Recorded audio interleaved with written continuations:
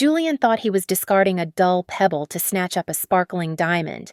He mocked me for moving into a rundown shack, never suspecting it was actually a historic estate worth $40 million. On his lavish wedding day, a single sentence from a guest exposed the brutal truth. He had not just walked away from a fortune, but he had shackled himself to a fraud drowning in debt, and the terror on his face was absolute perfection. My name is Elena Vance, and sitting in the Gilded Fork felt less like a dinner and more like attending a funeral for a life I had already forgotten. The restaurant, tucked away in a prestigious corner of Chicago, used to be our sanctuary. It was where we celebrated anniversaries and promotions, back when those things mattered. Now, under the dim amber lighting that was supposed to be romantic, the velvet booth felt dusty and suffocating. The air was thick with the scent of truffle oil and expensive cologne, a combination that suddenly made my stomach turn.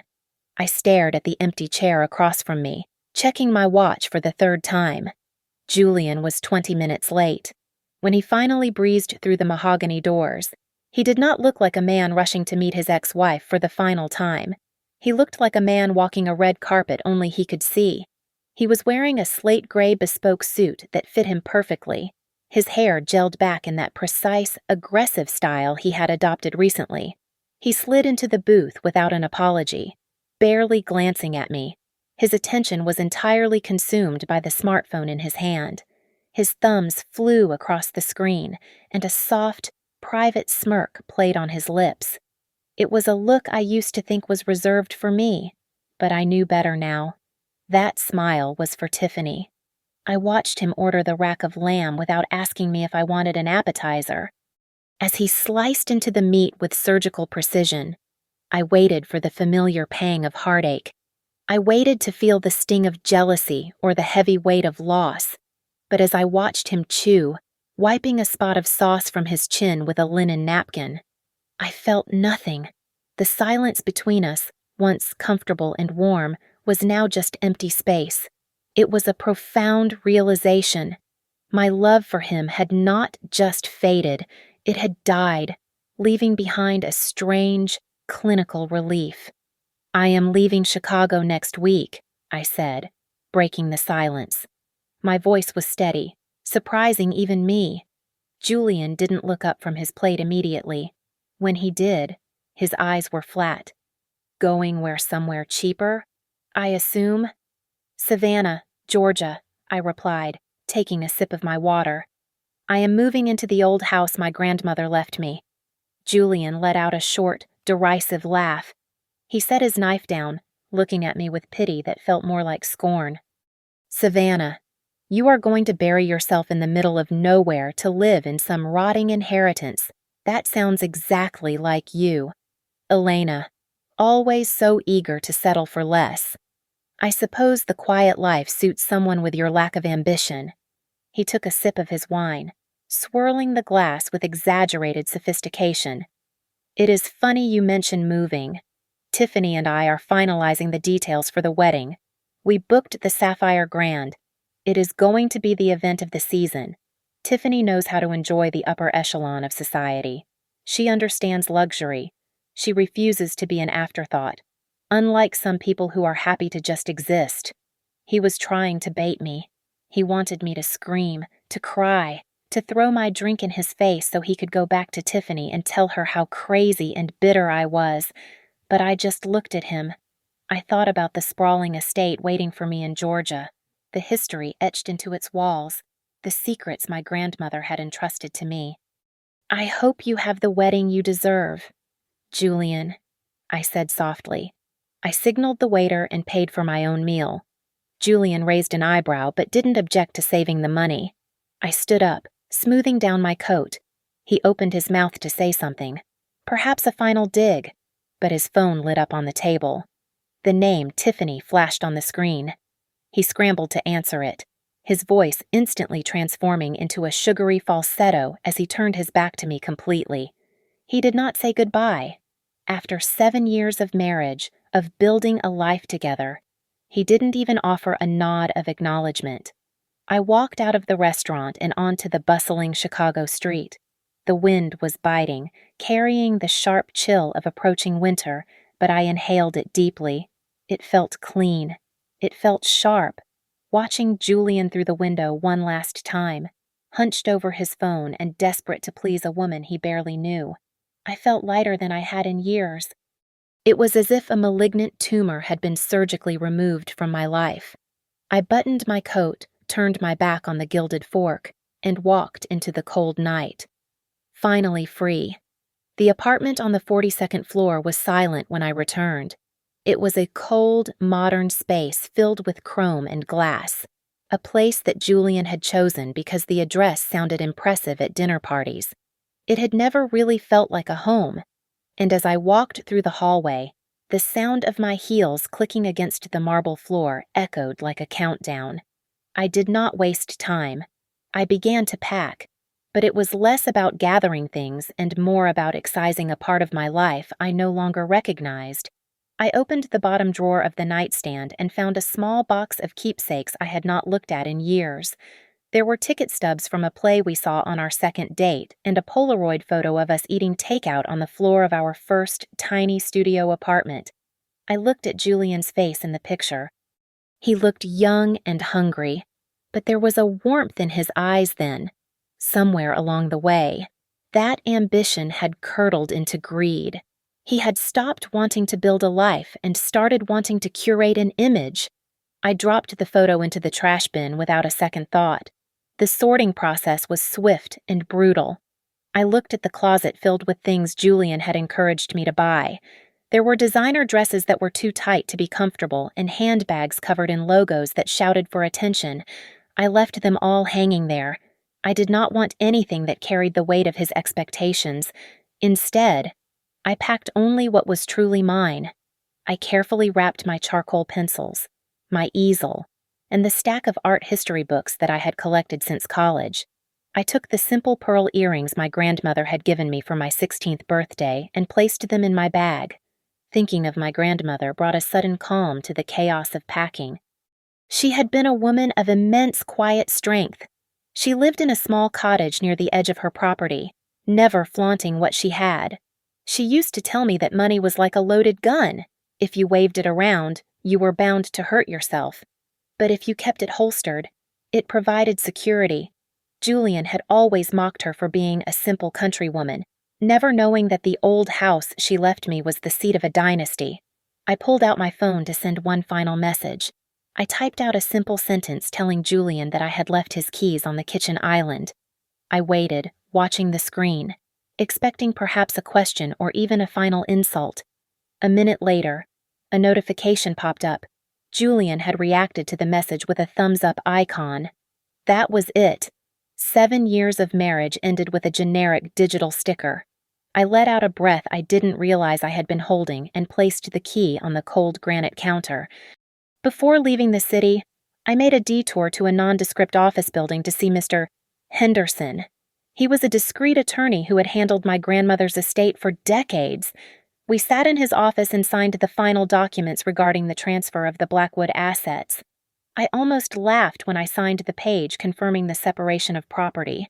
Years ago, Julian had insisted on a brutal prenuptial agreement because he was terrified I would take his meager savings if we divorced. By signing that document, he had legally severed himself from any claim to the fortune he didn't even know existed. Mr.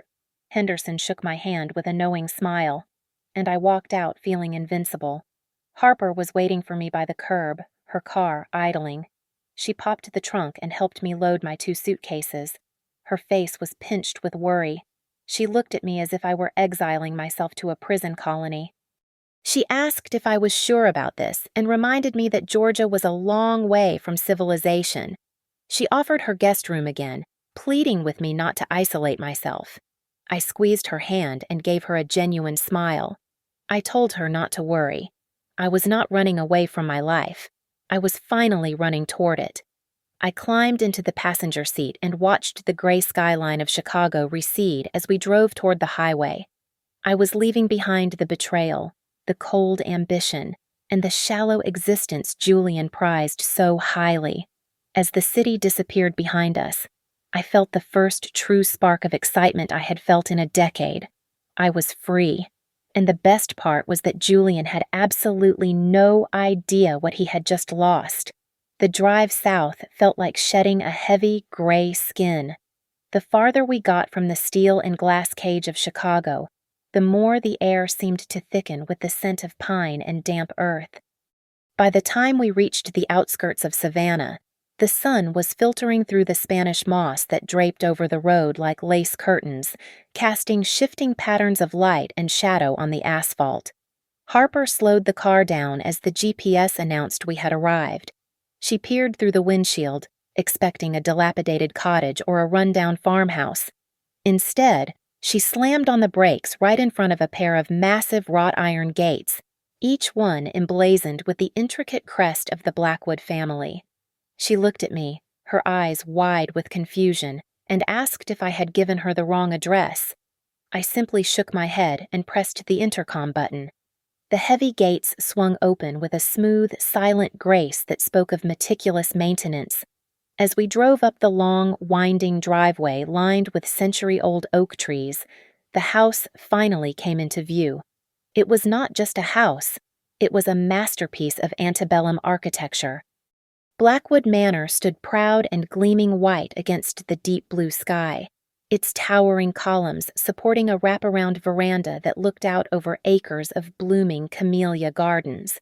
Harper parked the car near the fountain, her mouth hanging slightly open as she stepped out onto the crushed gravel. She whispered that this place looked like a movie set, but unlike the Sapphire Grand, nothing here was fake. The front doors opened before we could even reach the steps. Robert, the butler who had served my grandmother for 30 years, stood there in his immaculate uniform. He bowed his head slightly, his face softening into a genuine smile as he welcomed me home. He informed me that the staff had prepared the master suite and that the library had been dusted just as I requested, standing in the grand foyer, under the light of a crystal chandelier that had hung there for 100 years. I felt a profound sense of belonging. This was not the hollow, shiny luxury Julian chased. This was history. This was legacy. I spent the next few days reacquainting myself with the estate. The library was my sanctuary, housing thousands of rare first editions that smelled of old paper and leather. But my true passion lay in the old conservatory behind the house. It was there that my ancestors had crafted their famous botanical scents. I rolled up my sleeves and began the work of restoring the family's herb garden and the artisan perfume workshop. My hands were covered in dirt, and my muscles ached at the end of the day, but I had never felt more alive. Harper stayed for a few days, and over wine on the terrace, she filled me in on the chaos I had left behind. She told me Julian was already telling people I was living in squalor, trying to boost his own ego. Listening to her, I felt a strange sense of detachment. His world of credit card debt and social climbing felt like a distant nightmare I had finally woken up from. On the evening Harper left, I stood alone on the balcony of the master bedroom, looking out over the vast expanse of my property. The sun was setting, painting the sky in violent streaks of purple and orange. I owned all of this. I was the sole mistress of a fortune that would make Julian's knees weak. Yet I decided right then to keep it a secret. Let him think I was destitute. Let him think I was suffering. The peace I felt here, surrounded by the quiet grandeur of my heritage, was a treasure far more valuable than the truth he was so desperate to ignore. I took a deep breath of the sweet, floral air, ready to live a simple life in my magnificent palace. Idleness did not suit me, even in a mansion as magnificent as Blackwood Manor.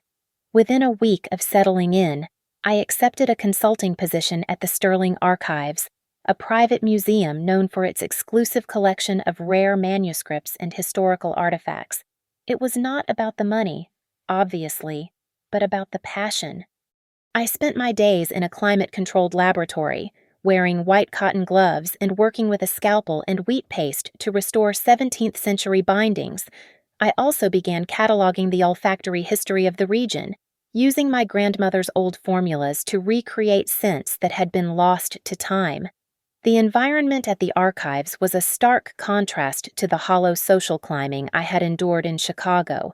My colleagues were historians, archivists, and chemists. We did not discuss the price of luxury cars or who was wearing which designer label.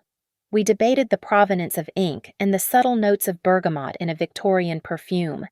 These were people of substance and intellect, and for the first time in years, I felt like my brain was finally waking up from a long, induced coma. My expertise quickly garnered attention. Whispers about the woman who could breathe life back into decaying pages and capture history in a bottle began to circulate among the elite collectors of the South. One afternoon, while I was carefully removing a water stain from a Civil War diary, a shadow fell across my workspace. I looked up to see a tall man with silver hair and piercing blue eyes watching me with intense fascination. It was Arthur Sterling himself, the billionaire investor who owned the museum. He did not introduce himself with his title or his net worth. Instead, he asked me about the chemical composition of the solvent I was using. We spoke for nearly an hour about preservation techniques and the emotional weight of history.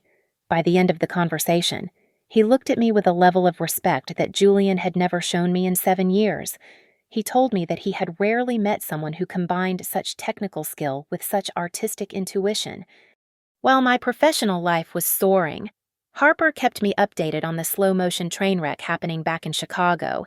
She told me during our weekly call that Julian was under investigation by the IRS. Apparently, his company had been playing fast and loose with tax deductions for years. Despite this looming financial disaster, he was still taking out high-interest loans to fund the wedding at the Sapphire Grand. He was terrified of losing face, so he was digging a hole so deep he would never climb out of it. Hearing this, I expected to feel a twinge of pity, but I felt nothing. Julian was like a character in a book I had finished reading a long time ago. He was a stranger to me now, a ghost haunting a life I no longer inhabited. The highlight of my new life arrived in the form of a gold-embossed invitation. Mr.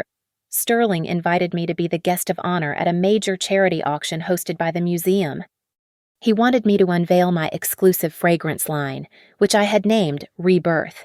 It was a scent inspired by the resilience of the Blackwood Gardens after a storm, a complex mix of crushed herbs, rain, and blooming jasmine. Standing in my laboratory, holding the crystal bottle up to the light, I realized I had built more in a few weeks on my own than I had in a decade with Julian. I was not just a divorcee or an heiress hiding in a mansion. I was an artisan, a scholar, and a woman in full command of her destiny.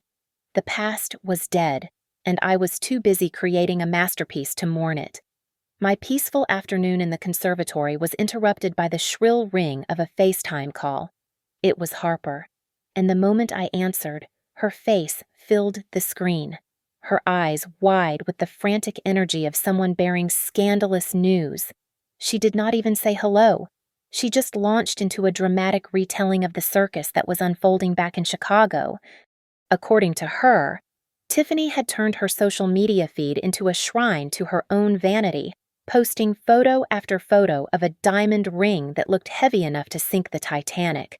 Harper leaned into the camera and lowered her voice, even though she was alone in her car. She told me that she knew for a fact the stone was moissanite, a synthetic simulant bought on a payment plan that Tiffany had already missed twice. It got worse. The custom designer gown Tiffany was bragging about was actually being held hostage by a local seamstress because the final deposit check had bounced. But the comedy of errors was a two-person act. Harper told me that Julian was currently frantically juggling credit cards to keep the lights on. He was dodging calls from unknown numbers, terrified it was the bank coming to repossess his leased luxury sedan. Yet, in a display of delusion that was almost impressive, he had just put down a non-refundable deposit on a rented Ferrari for the wedding weekend to ensure he arrived in style. He was literally paying to look rich while his actual bank account was hovering near zero. The most delicious part of the tragedy, however, was the mutual deception. Harper had done some digging, utilizing her skills as a paralegal to peel back the layers of Tiffany's backstory. Tiffany had told Julian that her father was a reclusive real estate tycoon in Europe who would be wiring a massive wedding gift as soon as the vows were exchanged. The reality was starkly different. Her parents were not moguls. They were currently dodging their own creditors in a motel somewhere in Nevada. I listened to all of this with a cup of herbal tea in my hand, shaking my head in disbelief. It was a perfect storm of greed. Julian was marrying Tiffany because he thought she was his golden parachute, a way to clear his debts and elevate his status. Tiffany was marrying Julian because she thought he was a successful executive who could fund her delusions of grandeur. They were two parasites trying to feed off each other, neither realizing the host was already dead. It was pathetic, but it was also inevitable. Harper laughed, a sharp sound that crackled through the speakers. She told me that her husband, who had the misfortune of being Julian's college roommate, had been guilt-tripped into attending the wedding. She promised me that he would be my eyes and ears on the ground. She jokingly called him a human surveillance camera, ready to document every disastrous moment for my entertainment. I told her not to worry about me. I thanked her for the update, but as I ended the call, I felt no urge to gloat. I simply felt removed from it all. I walked back out to my garden, picked up my trowel, and returned to the honest work of planting sage and lavender. I was happy to let the theater of fools perform their final act without an audience. The week leading up to the wedding was not a celebration. It was a slow-motion car crash. 7 days before the ceremony, Julian arrived at the door of his luxury apartment to find a foreclosure warning taped to the mahogany finish. He had missed 3 consecutive mortgage payments. Panic clawed at his throat as he ripped the notice down, shredding it into tiny confetti pieces before Tiffany could see it. He was living on borrowed time, and the clock was ticking louder every second. Inside the apartment, the atmosphere was poisonous. They got into a screaming match over the floral arrangements. Tiffany demanded orchids imported from Singapore, a ridiculous expense that Julian simply could not afford. When he tried to suggest a domestic alternative, Tiffany turned on him with the ferocity of a cornered animal. She threatened to cancel the wedding right then and there.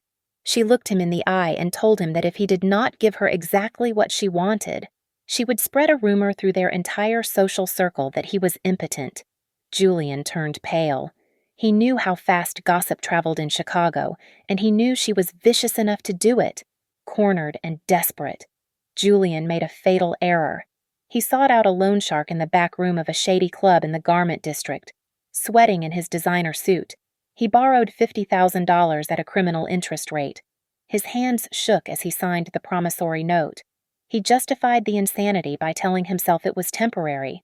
He truly believed that once they said their vows, Tiffany's billionaire father would transfer the dowry, and he would pay the thugs back with cash to spare. He was gambling with his life based on a fantasy. Tiffany was hiding her own terror. Her past was catching up to her. A collection agency she had dodged for 2 years had found her new number. They left voicemails threatening to send agents to the Sapphire Grand to reclaim her assets publicly if she did not settle her accounts. She was walking a tightrope over a pit of vipers, convinced that marrying Julian was the only way to reach safety. To the outside world, they were the perfect power couple. They attended rehearsals and smiled for the cameras, holding hands so tightly their knuckles turned white. But it was not love. It was fear. They were clinging to each other because they were both drowning. On the night before the wedding, Julian felt a sudden, crushing need to validate himself. He wanted to feel superior. He pulled out his phone and typed a message to me, intending to brag about the 5-course menu and the celebrity guest list. He wanted to hurt me one last time. He pressed send, anticipating the satisfaction of knowing I read it. Instead, the message failed immediately. He tried again. Failed. He realized with a jolt that I had blocked him. I had erased him completely. He stared at the screen, and a cold dread settled in his stomach. He remembered my face at the restaurant, the eerie calmness I displayed when I walked away. It was not the reaction of a defeated woman. For the first time, he felt a creeping suspicion that he was the one who had lost, But the momentum of the disaster was too great to stop. The stage was set for a catastrophe, and all it needed was a single spark. The wedding day arrived, unfolding within the grand ballroom of the Sapphire Grand Hotel, a venue that had been transformed into a spectacle of aggressive opulence. The space was suffocatingly decorated with thousands of white orchids and cascading crystals that caught the glare of the strobe lights. It did not look like a wedding. It looked like a stage set designed by someone who had been given an unlimited budget and absolutely no taste. Every inch of the room screamed for attention, demanding that the guests acknowledge how expensive it all was. It was a hollow display of wealth, a desperate attempt to cover up the rot beneath the surface with layers of silk and imported flora. Julian stood at the altar, waiting for his bride. He had chosen to wear a white tuxedo with satin lapels, a bold choice that was meant to make him look like a prince from a fairy tale. Under the harsh lights of the videographers, however, he looked brittle. If one looked closely, past the layers of professional makeup, they could see the dark purple circles under his eyes. He had not slept in days. The terror of his financial ruin was eating him alive, but he plastered a blinding, practiced smile on his face. He stood with his chest puffed out, playing the role of the successful tycoon to perfection. Then came the bride. Tiffany made her entrance in a gown that was so voluminous it practically swallowed her whole. It was a confection of tulle and lace that occupied the entire width of the aisle. She walked slowly, not out of solemnity, but because the dress was heavy and difficult to maneuver. Around her neck glittered a diamond necklace that I knew, thanks to Harper, was rented from a high-end jeweler and insured for more than Julian's annual salary. She smiled rigidly at the cameras, her eyes darting around to ensure all lenses were trained on her. There was no softness in her expression, only the frantic calculation of a woman trying to secure her future. The pews were filled, but the crowd was a strange assortment of people. There were very few actual friends or family members present. Instead, the seats were occupied by Julian's business associates, people he wanted to impress or extract money from, and a gaggle of Tiffany's social media acquaintances who were there solely to create content for their own channels.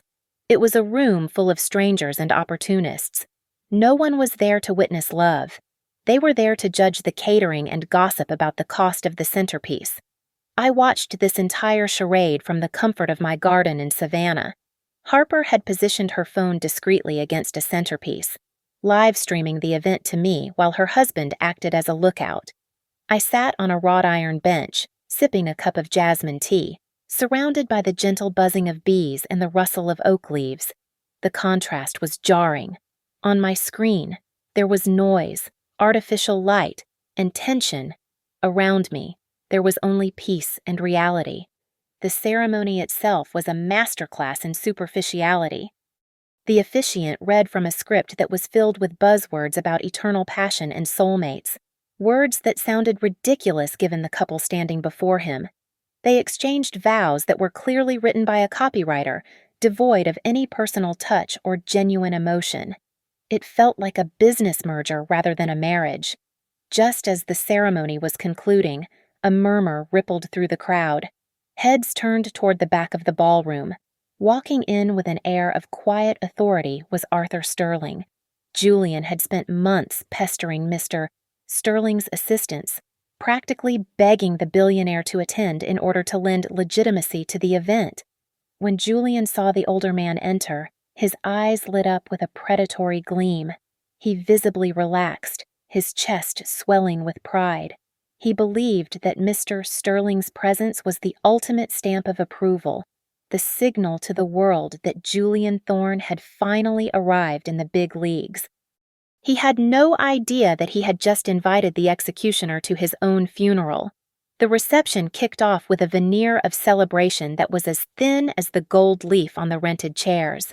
Waiters moved through the crowd with silver trays, pouring champagne that sparkled under the lights. I watched closely on my screen as Harper zoomed in on a bottle. It was labeled as a vintage French brand, but I knew Julian. He had likely bought cases of the cheapest sparkling wine available and decanted them into expensive bottles to fool his guests. It was the perfect metaphor for his entire existence. The liquid flowing into the crystal flutes was sour and cheap, masquerading as something precious. Arthur Sterling was seated at the most prominent table in the room, the VIP section that Julian had set up specifically to showcase his connections. Mr. Sterling looked out of place amidst the garish decor, a lion sitting in a room full of peacocks.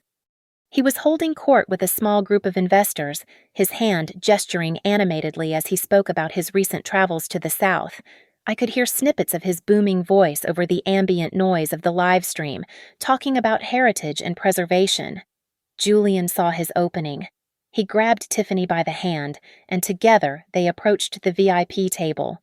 Julian walked with a strut that bordered on comical, his chest puffed out. He was desperate to parade his trophy wife in front of the billionaire. When they reached the table, Julian cleared his throat loudly. The conversation died down, and Mr. Sterling looked up, his expression polite but guarded. Julian bowed slightly, a gesture that looked servile. He introduced Tiffany with a flourish, calling her a woman of impeccable breeding and the daughter of a European real estate magnate. Tiffany offered a practiced, dainty wave, the massive fake diamond on her finger catching the light. She looked every inch the fraudulent socialite she was. Mr. Sterling narrowed his eyes. He looked from Tiffany to Julian, his brow furrowing as if he were trying to place a familiar face in a strange context. Then, realization dawned on him. He leaned back in his chair, ignoring Tiffany completely. "Wait a minute," he said, his voice loud enough to cut through the chatter at the nearby tables. "You are the man who used to be married to Elena Vance, are you not?" The smile on Julian's face faltered. His left eye twitched. This was not the script he had written in his head. He gave a stiff, dismissive nod, trying to wave the question away like a bothersome fly. He muttered that yes, I was his past, but he preferred to focus on his bright future with Tiffany. He tried to steer the conversation back to business, back to the wedding, back to anything but me. Mr. Sterling did not let it go. He let out a hearty, genuine laugh that echoed across the silent room. He slapped his hand on the table. The past he asked, amused. "Son, I just had dinner with her last week in Savannah. She is the mistress of Blackwood Manor. She is the one who saved my 17th century manuscript collection."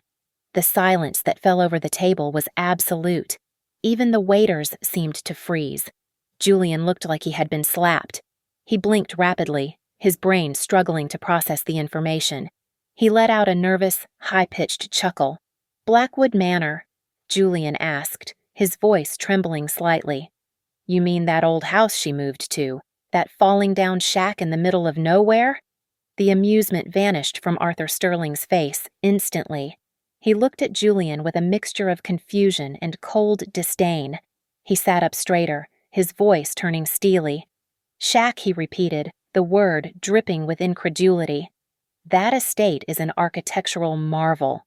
It is a historical landmark worth $40 million, not including the art collection inside. Elena Vance is the wealthiest, most talented, and most gracious woman I have ever had the pleasure of doing business with." The words hung in the air like a guillotine blade. $40 million.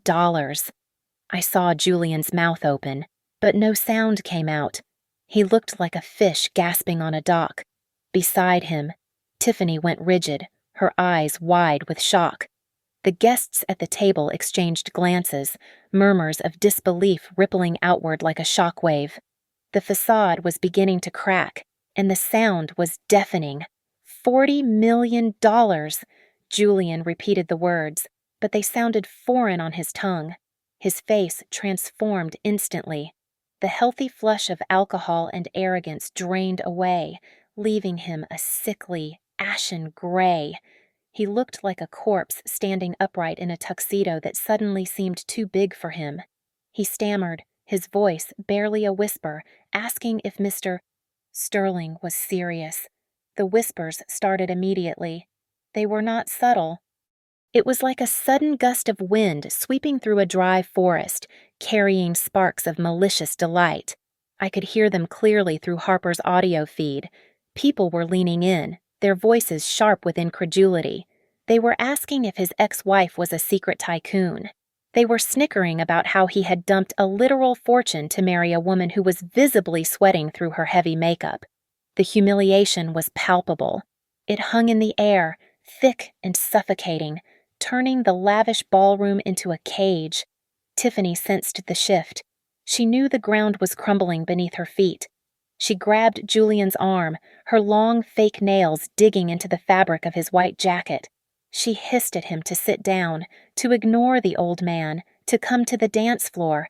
She was trying to salvage the wreckage, but it was too late. Julian was not listening. He looked down at her hand as if a venomous snake had just latched onto him. With a sudden, violent jerk, he shoved her away. He did not look at her. His eyes were wide, rimmed with red veins, staring into the middle distance as the magnitude of his mistake crashed down on him. Then, the doors to the ballroom burst open with a bang that made half the guests jump. A man in a rumpled suit barged past the confused security guards, his face purple with rage. He was not a guest. He was a creditor, and he was done waiting. He pointed a shaking finger straight at the bride and screamed her name. He shouted for the entire room to hear that he wanted the payment for the rental jewelry immediately. He yelled that her credit cards had been declined for the third time and he was taking the necklace back right now or calling the police. The room erupted. The second truth hit Julian like a physical blow to the gut. The illusion of the European heiress evaporated in an instant. Tiffany was not a wealthy socialite. She was a sales clerk who had been fired 6 months ago and was currently drowning in debt, running a Ponzi scheme of lies to keep up appearances. She stood there, trembling, the center of a nightmare she had created. Julian slowly turned his head to look at her. The look on his face was not just anger. It was sheer, unadulterated horror. I watched his eyes dart from the screaming creditor to the sobbing fraud in the expensive dress, and then, inevitably, to the empty chair where he imagined I should be. The realization washed over him, brutal and cold. He had traded a diamond for a piece of glass. He had walked away from a woman of substance and wealth to shackle himself to a financial liability that would drag him to the bottom of the ocean. He had burned his life down for nothing. The guests, sensing blood in the water, abandoned all pretense of manners. Smartphones appeared at every table. Flashes went off like strobe lights, capturing the ruin of the Thorne dynasty in high definition. The chaos was deafening. Julian began to shake uncontrollably. His hand, still clutching a crystal flute of cheap champagne, lost its strength. The glass slipped from his fingers. It hit the marble floor with a sharp, piercing crash that cut through the noise like a gunshot. That sound was the signal. The dam broke, and the final collapse began. A guttural roar tore from Julian's throat. It was the sound of a wounded animal cornered by its own stupidity. He lunged at Tiffany, his hands gripping her bare shoulders with bruising force. He shook her so hard her head snapped back and forth. "You lied to me," he screamed, his voice cracking with hysteria. "You told me your father was going to invest. You said he would save my company." Tiffany did not cower, fueled by humiliation and panic. She screamed right back in his face, her mascara running in dark streaks down her cheeks. "You are one to talk," she shrieked. "You told me you were a millionaire. You borrowed $5,000 from me just to pay the deposit for this room. You are nothing but a fraud in a rented suit." Her confession was the final blow. Julian lost his mind. With a manic cry, he grabbed the edge of the VIP table and heaved it upward. Silverware and crystal flew everywhere. In his blind rage, he staggered backward and crashed into the display table behind him. The massive 5-tier wedding cake wobbled for a second before collapsing directly onto them. White frosting and sponge cake buried them, turning their designer outfits into sticky, ruined rags. They looked like tragic clowns. Arthur Sterling stood up, brushing a crumb from his lapel with utter disgust. He looked down at the pathetic couple writhing in the mess. "Consider our business relationship terminated effective immediately," he announced, his voice cutting through the noise. He turned on his heel and walked out, followed by his entourage. The hotel manager had already called the authorities. Sirens wailed outside, and moments later, police officers stormed the ballroom. Julian and Tiffany were hauled to their feet, slipping on the frosting. They were dragged out in handcuffs, still screaming obscenities at each other, a spectacle of absolute disgrace. 800 miles away, the air was still and sweet. I sat on a stone bench in the center of my garden, a sketchbook open on my lap. The Georgia sun was beginning to dip below the horizon, painting the sky in soft washes of lavender and gold. It was a perfect evening. My phone buzzed on the garden table. It vibrated incessantly, lighting up with a stream of messages and video clips from Harper. I could see the thumbnails. I could see the chaos, the cake, and the handcuffs. But I did not pick it up. I just glanced at it and smiled, a small, private curve of my lips. Then I reached out and turned the phone face down. I did not feel the rush of vindictive triumph I thought I might. I did not need to laugh at their destruction. I simply felt a profound, heavy silence where my anxiety used to be. The tether was cut. Julian was no longer my problem. He was just a memory, and a fading one at that. The past was truly dead. I lifted my cup of chamomile tea, inhaling the steam mixed with the scent of damp earth and blooming roses. Tomorrow was the exhibition at the museum. Tomorrow, I would introduce my work to the world as Elena Vance, the artist, the historian, the owner of Blackwood. I stood up, smoothing my linen skirt. I turned and walked down the cobblestone path toward the warmth of the manor, leaving the phone lying silent on the cold stone table behind me. Thank you so much for listening to this story. Please leave a comment below telling me where you are listening from. I would love to hear your thoughts and connect with you all. Don't forget to subscribe to the channel Lily Revenge Stories, like the video, and hit the hype button to help this story reach even more people.